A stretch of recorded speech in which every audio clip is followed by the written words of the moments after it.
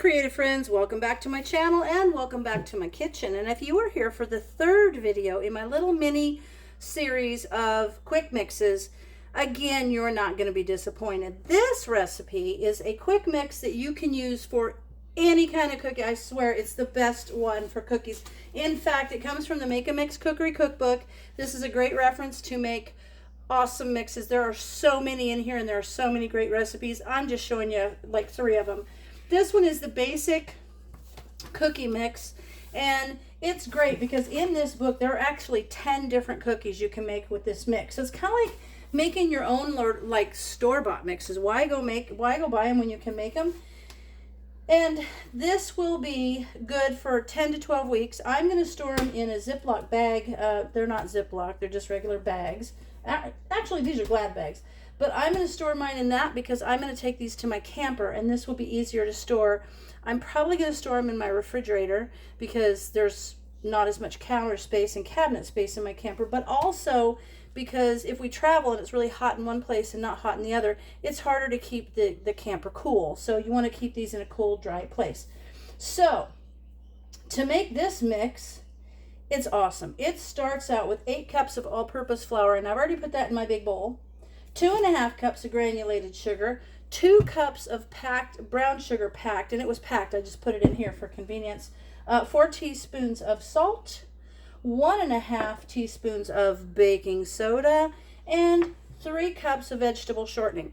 Now, getting back to my fun little whippy thing. Oh, there's the cover. I'm going to put the cover on this because you don't have to. This is an unusual tool that I've had for a long time, and I just like it has this screen on it. It kind of helps blend things.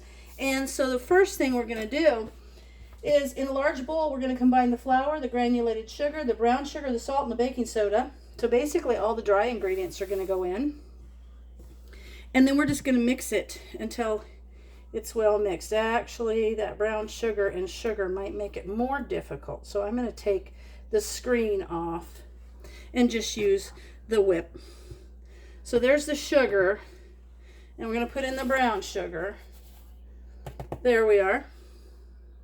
And this isn't just for camping. Heck, you could put this in your kitchen and whip up some quick cookies without having to go through all the trouble of getting all the ingredients out, because you just did it. Like right now, we just did it. We did all the hard part of the cookie making. Now I can just focus on the stuff I could put in them, like chocolate chips, or I could just put some cinnamon in there. I could make, what are the recipes here? Macaroons, snickerdoodles. There's my husband's favorite. We'll probably call this snickerdoodle mix because that would be what I would probably cook most with. Maybe some nuts, maybe some chocolate chips, stuff like that. All right, so I'm going to put in the rest of this powder mix, all the powdered ingredients or the dry ingredients. Put those in there. So this is my flour, my sugar, my brown sugar, my salt, and my baking soda. All that's left is that shortening. And here's a trick. If I put that shortening in here and tried to mix it all, it would be tough because this is a big bowl and this is making a lot, but there may not be enough room to really work that shortening in. So I will put some of it in a smaller bowl and work it from there. And so let me just get in this bottom here and make sure the stuff on the bottom is worked up to the center. And this is how I do it. I kind of go down the side of the bowl and pull it into the center, and it helps mix it all up. You can see those pockets of flour coming in and getting mixed in there. Got me a hard little chunk of brown sugar there, but this will help work all those out. Okay, so that's a pretty good blend. All right. And once it gets blended, it's actually easier to kind of shift things around in the bowl. You can feel a clump will give you a little bit of pull, but when you blend it, it just becomes a kind of a smoother mix. I don't know if that makes sense, but when you go to blending it, you'll know what I'm talking about. All right, I feel like we've got a pretty good blend going on there. And now I'm going to put some in this other bowl. I said snickerdoodles, so guess who came running? Okay, I'm going to mix some over here. And you'll notice that when you start mixing in the vegetable shortening, that it it kind of gets a little bit smaller, like it mixes down a little bit. So if you do it with a small bowl, I just want to make sure I wash this between and make sure this is good and dry. My pastry mix. If you don't have one of these, you can use forks. Some people use knives and mix it up.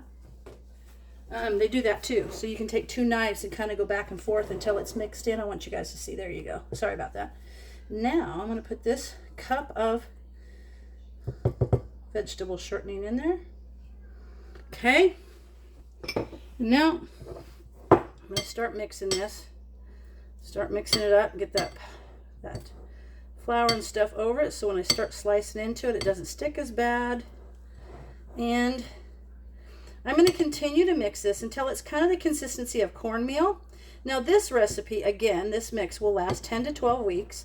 So that's like you can make this 4 times a year and have cookies ready to go. Like how convenient is that? That's super nice.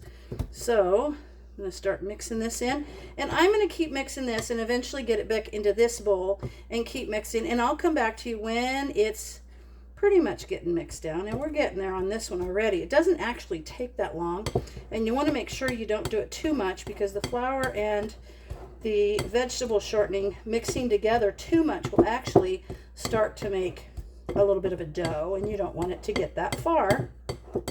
You just want it to be kind of like gritty, like cornmeal or even sand. All right, so I'm going to keep working on this, and I will be back to you when I get it a little bit more mixed in. I just want to let you know, as I worked this down, it started to get a little bit sticky because of the vegetable shortening, and there was more of that really than the flour. So I put more of the dry ingredients in there, just used a little bit, kind of mixed it in there to keep it nice and crumbly. So I'm going to keep working on that. I just want to show you that. See, we're getting real crumbly there. See how that is? So you just tap it, and those bits will fall out of your little pastry blender, and we will keep going until it's all mixed. Okay, we've got it all mixed up, and you can see how it's really crumbly, and that's exactly the way it's supposed to be. And now I'm going to take my ladle, and I'm going to label it into a bag that I have labeled, my ladle to my labeled bag. And then I feel like there's going to be so much I'm going to actually need 2 bags. I have a 2-gallon bag down there. Maybe I could put it all in there, but this is fine.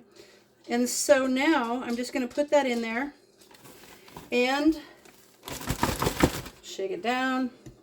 And that's it. And the cool part about this is that when I go to make a recipe, like I could put anything in there. I could put nutmeg, I could put cinnamon, anything that's going to be awesome, and just follow the directions on there to make some great cookies. And I will tell you, this was harder to mix. It's always harder to mix with the pastry blender because the brown sugar and the cinnamon, or the brown sugar and the regular sugar, are really hard to mix up. The other 2 recipes that I did, it's really quick and easy.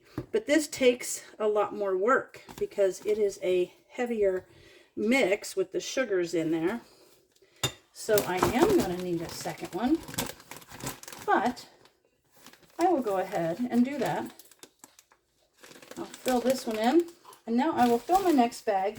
But you can see there, I have my cookie mix, June the 3rd, 2021, good for 10 to 12 weeks, and that is going to go in my camper, and I'm going to make some cookies in the RV park. How awesome is that? So, thanks for watching. Thanks for stopping by, and I'll see you in the next video.